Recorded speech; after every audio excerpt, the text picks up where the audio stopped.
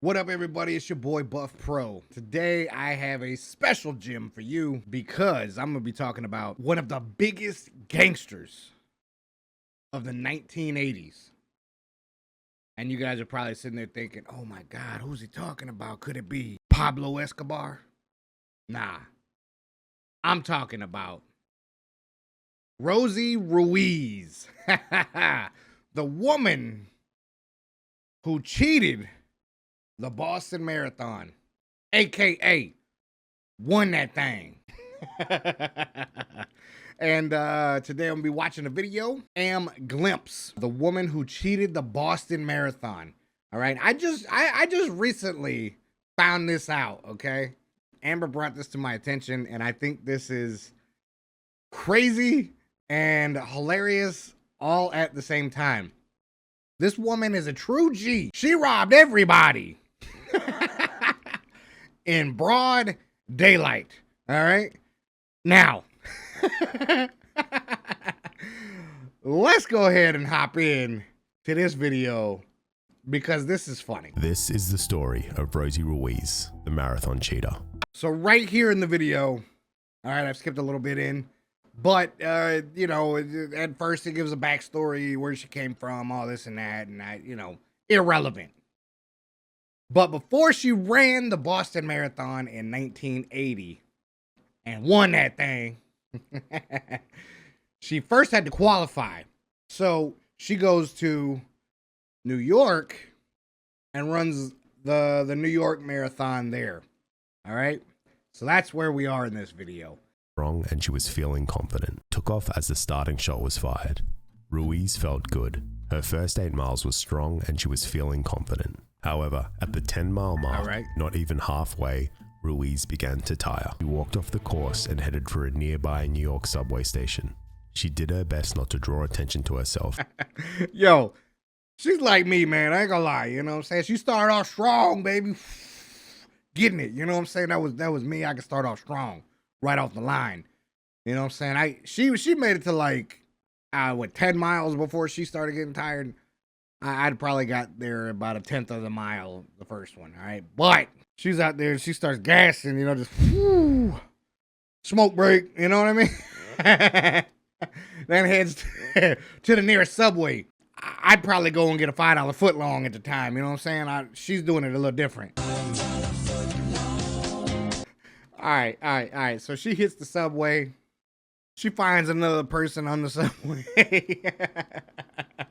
And they're just sitting there chit-chatting like, yeah, man, you know, I'm on my way to the finish line. Oh, me too. You know what I'm saying? And, you know, she busts out the crowd. Got that limp going. I know that limp.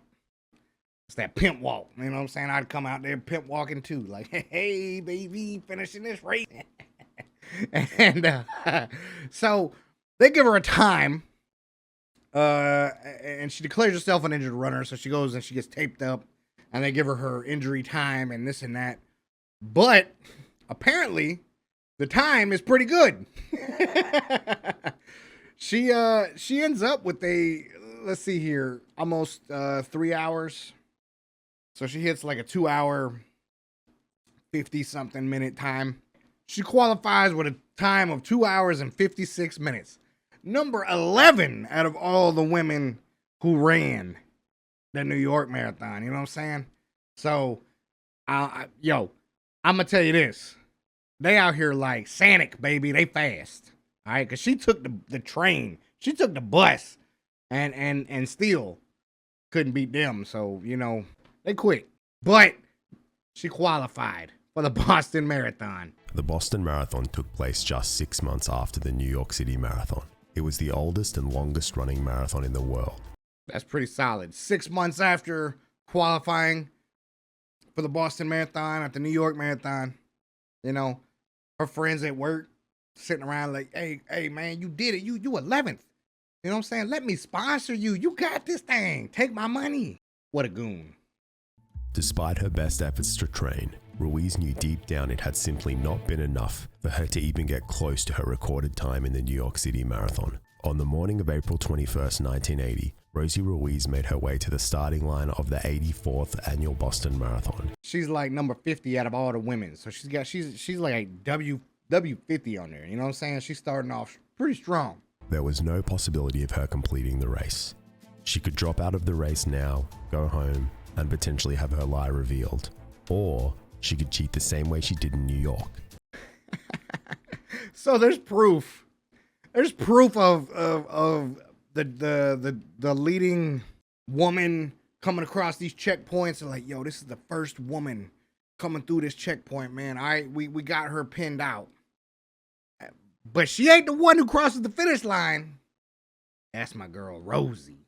If you ain't cheating, you ain't trying. All right. And Rosie was a tryhard, baby. She did it. She came across and won. The first woman to come through the finish line in the Boston Marathon in 1980. Imagine her coming across the finish line just, yeah, hey, come here, man. Let me lean on you. The subway was, man, I had to fight through a crowd right there. I literally got in a fight getting off the subway, so appreciate you, homie. As a laurel wreath was placed on her head and a gold medal around her neck, Ruiz was all smiles and happy tears, but a sense of confusion and skepticism had already descended upon the finishing area of the Boston Marathon.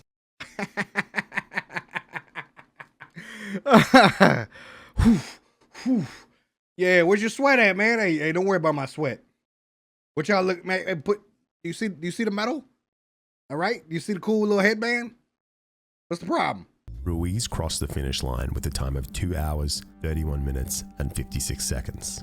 This would have been the third fastest marathon time ever run by a woman. Everyone sees this other woman known as the champ hitting these checkpoints and are just expecting her to come through, you know what I'm saying? Everybody be cheering and all of a sudden she comes through and everybody just like, yeah, whatever, man. Pfft, yo, old girl over here smoked you.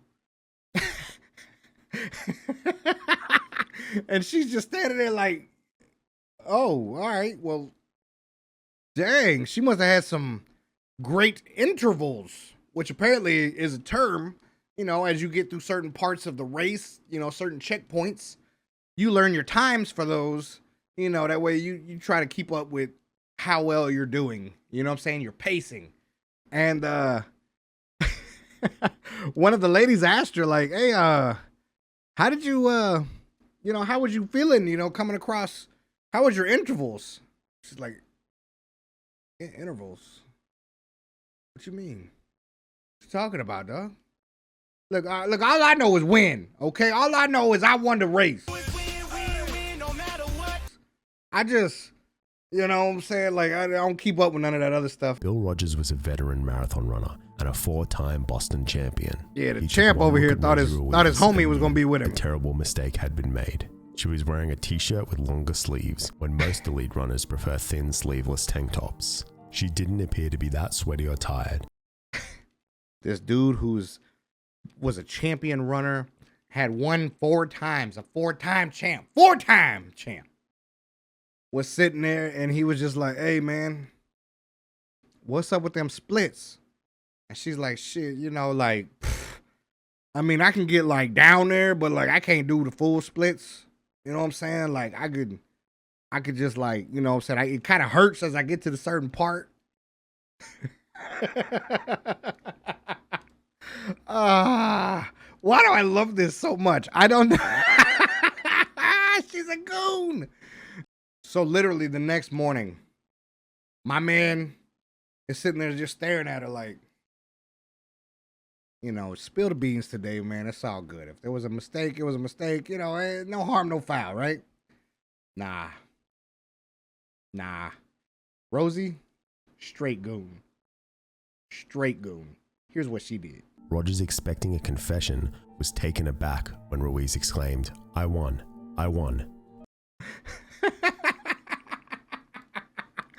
Like, yo, you know, some people are doubting you, you know, and your times and this and that. Like, hey, no, man, it was easy. Get your speed up, kids. Y'all just don't know me.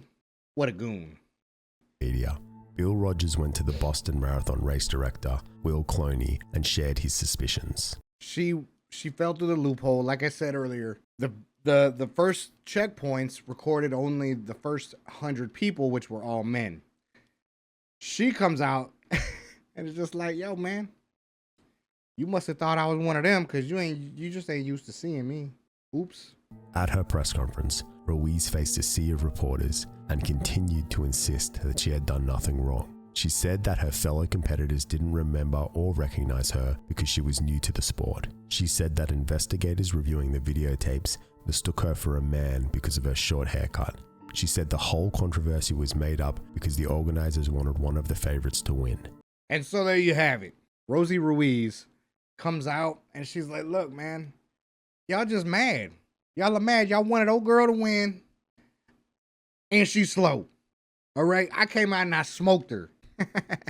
She's like, besides, you know what I'm saying? I'm bringing more eyes to the sport. You know what I'm saying? All this controversy, you know, it's a good thing. I'm bringing people in. You know what I'm saying? I'm new to the sport. I'm bringing new people in. You know, now they know all they got to do is just bust it out and they could do it. And, long story short, they go to her and they're like, listen, we're taking away your W for this race. We need the medal back too. And she's like, oh no, bro, I won. That's my medal. That's mine. And she never gave it back. So anyway, that is why I believe Rosie Ruiz was the biggest gangster of the 1980s. Because people was like, yo, man, why don't you just run next year and show them? She's like, nah, bro. I already did it. I already did it once. I ain't doing it again. I'm champ. I'm the champ. I'm in the papers.